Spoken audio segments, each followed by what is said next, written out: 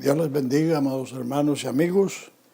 Gracias a Dios por la oportunidad de volvernos a encontrar para escudriñar la palabra de Dios, para aprender de ella en este propósito que tenemos de conocer el contenido de las cartas judeocristianas.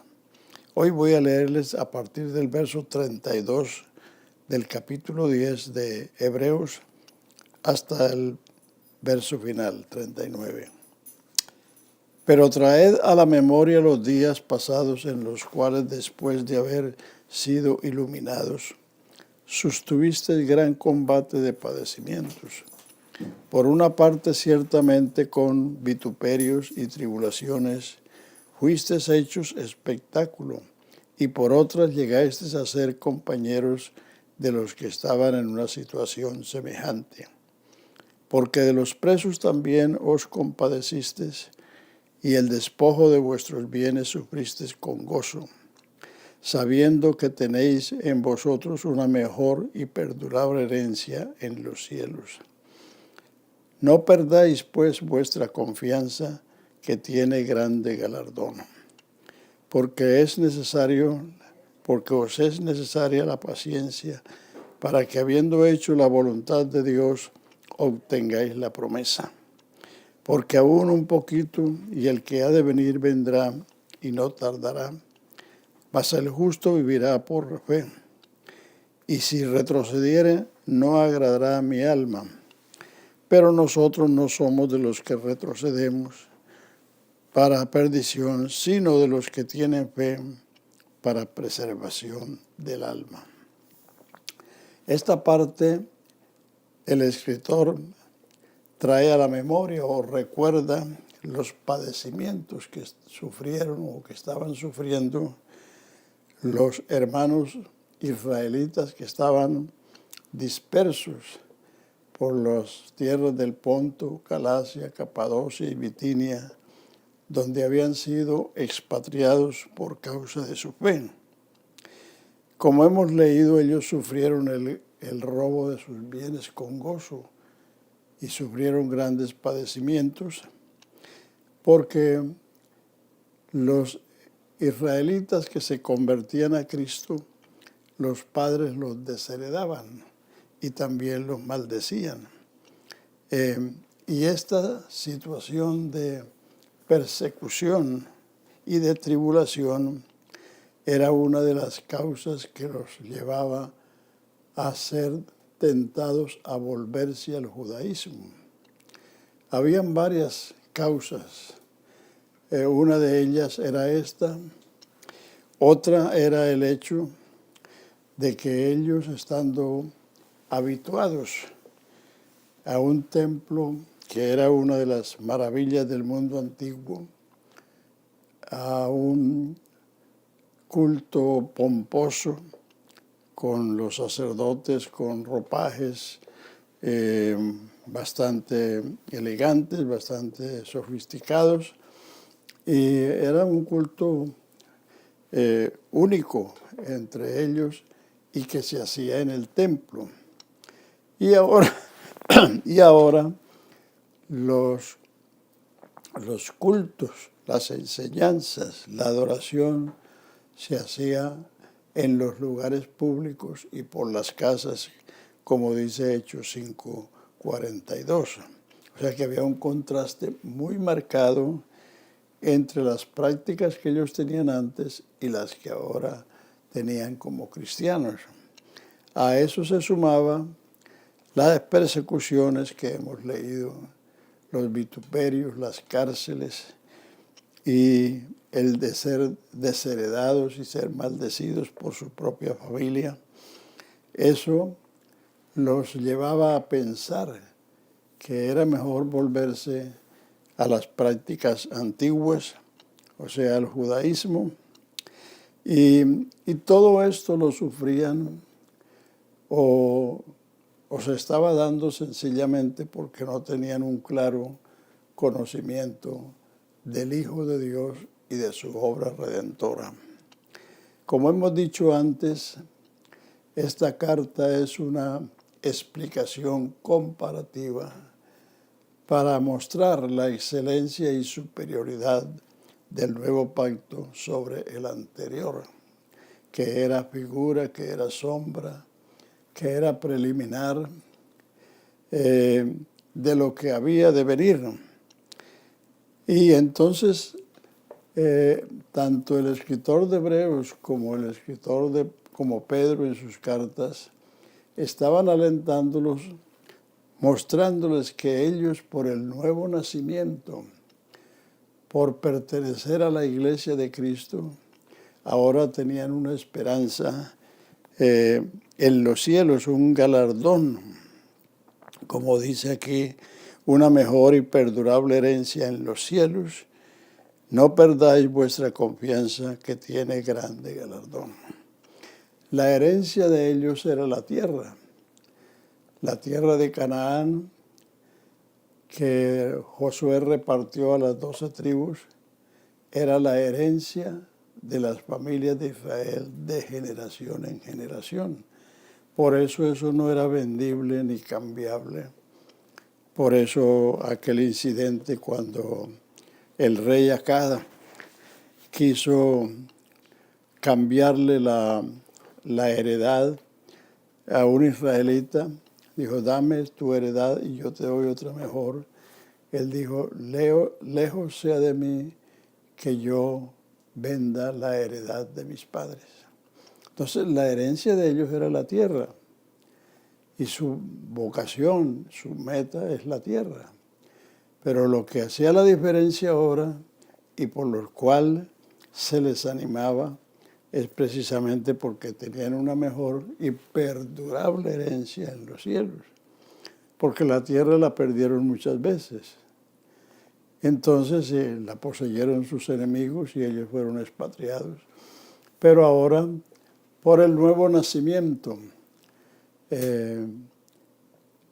tienen una perdurable herencia en los cielos y un mejor galardón. Entonces, eso justificaba el hecho de tener que sufrir todas estas persecuciones, todos estos reproches y aún el robo de sus bienes, de su herencia material, precisamente para poder mantener, guardar la herencia ofrecida y dada mediante el Evangelio de Jesucristo. Así que estos versos que destacan esa situación dramática que ellos vivieron, también destaca que la importancia de soportar todas esas aflicciones y perseverar en la fe, entonces era la herencia perdurable en los cielos.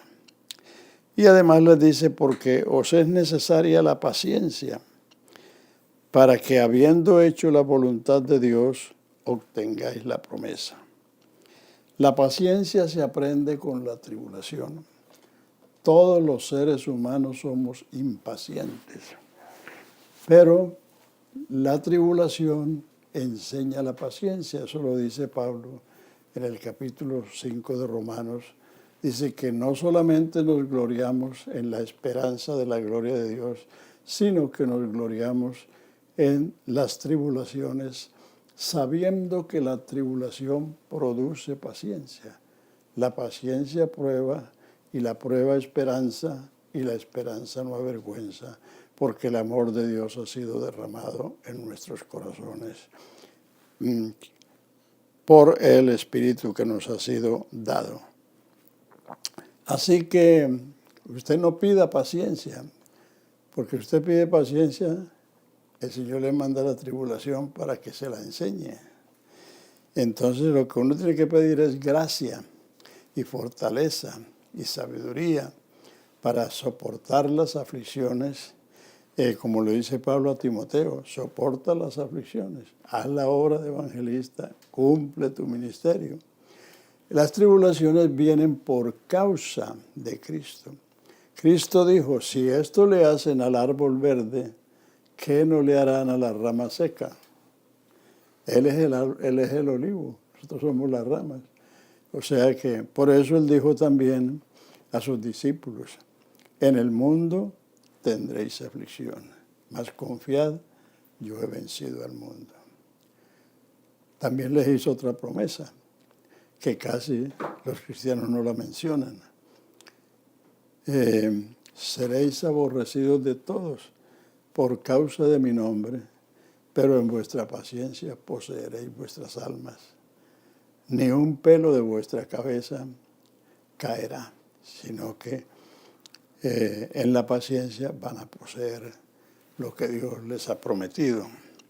Entonces, porque esa paciencia es necesaria para que, habiendo hecho la voluntad de Dios, obtengamos la promesa, porque aún un poquito y el que ha de venir vendrá y no tardará. Mas el justo vivirá por fe, fe en las promesas de Dios. No hay fe sin promesa. Todo lo que dice este libro sagrado obedece a dos hechos. Dios ha hecho promesas y Dios ha encontrado quien se las crea. Y cuando Dios encuentra quien le cree sus promesas, Él honra su palabra y honra la fe del que le creyó.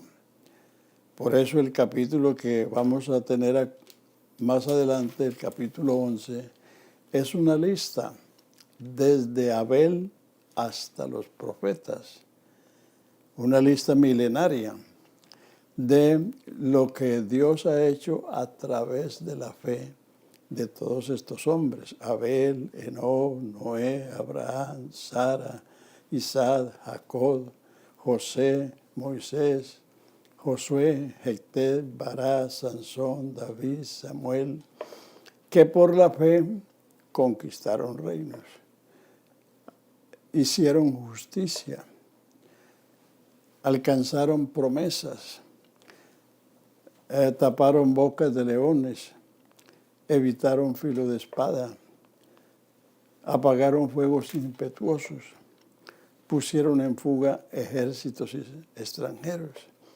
Todo eso, y también sufrieron vituperios por causa de su fe.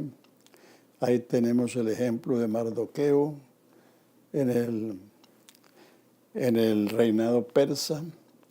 Tenemos el ejemplo de los jóvenes hebreos en el reinado de Nabucodonosor, el ejemplo de Daniel en el reinado persa, que fue echado al foso de los leones. Pero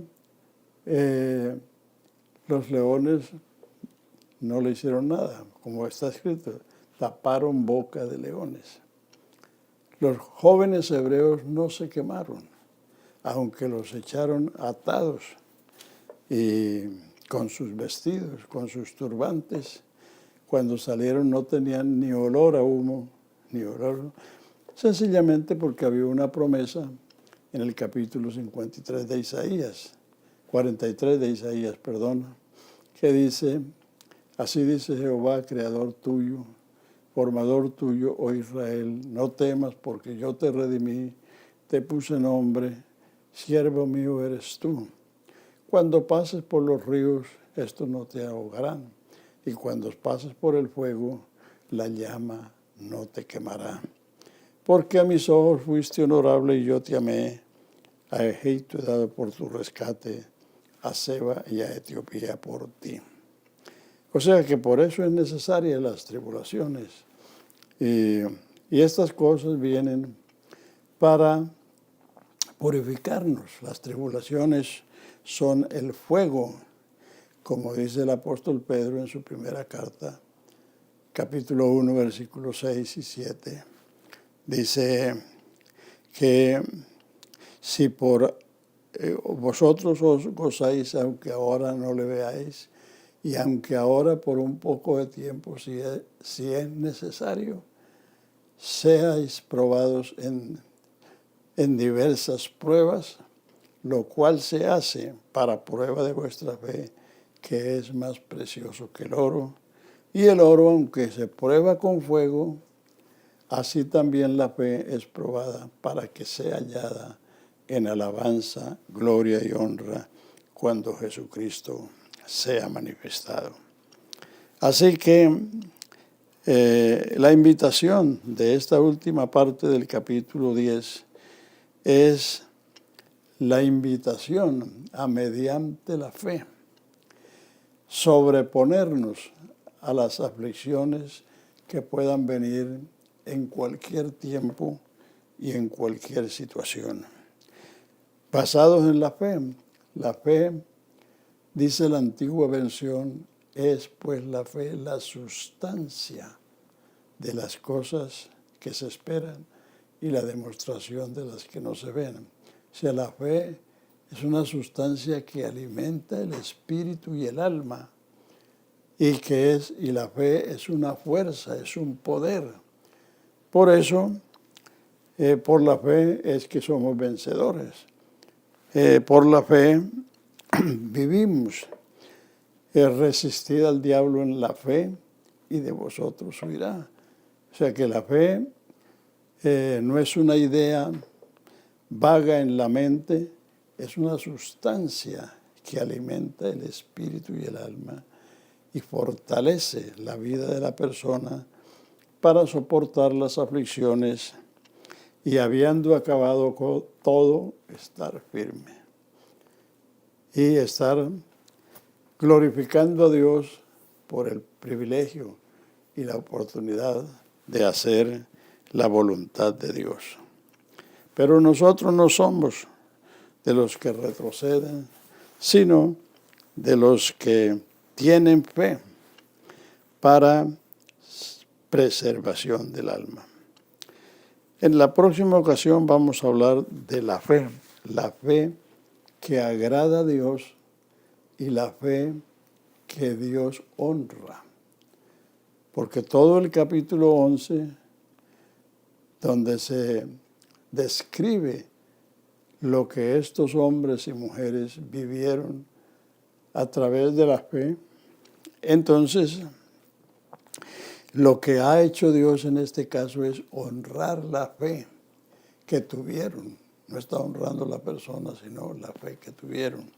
Quiero dejarles dos pasajes para que los miren para la próxima ocasión. El primero está en Marcos 1, 14 y 15, cuando Jesús comenzó su ministerio. Dice el verso 14, después que Juan fue encarcelado, Jesús vino a Galilea diciendo, el tiempo se ha cumplido, el reino de Dios se ha acercado, arrepentíos y creed el evangelio.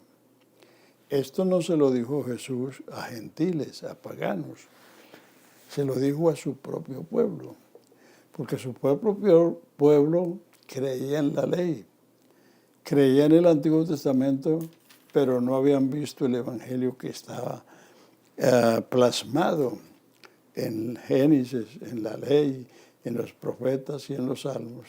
Entonces el evangelio era el mensaje que Jesucristo les trajo.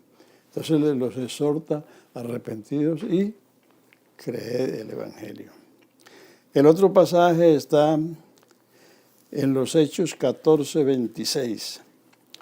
El capítulo 13 y 14 del libro de los Hechos es el registro del primer viaje de Pablo al mundo gentil. Entonces, cuando regresaron, reunieron la iglesia en Antioquía de Siria, y contaron cuán grandes cosas había hecho Dios por medio de su ministerio entre los gentiles y cómo Dios había abierto la puerta de la fe a los gentiles. Ellos no tenían esa fe. Ellos creían en ídolos. Pero Israel tenía esa fe desde hacía 1500 años. Los gentiles no. Entonces, la predicación del evangelio les abrió la puerta de la fe Y por eso se formaron esas congregaciones en Antioquía de Siria, Antioquía de Pisidia, Iconio, Listra, Tesalónica, etc. Así que miren esos pasajes para que en la próxima ocasión que vamos a hablar de la fe que agrada a Dios y la fe que Dios honra, entonces ustedes estén informados. El Señor los bendiga y nos veremos en la próxima ocasión.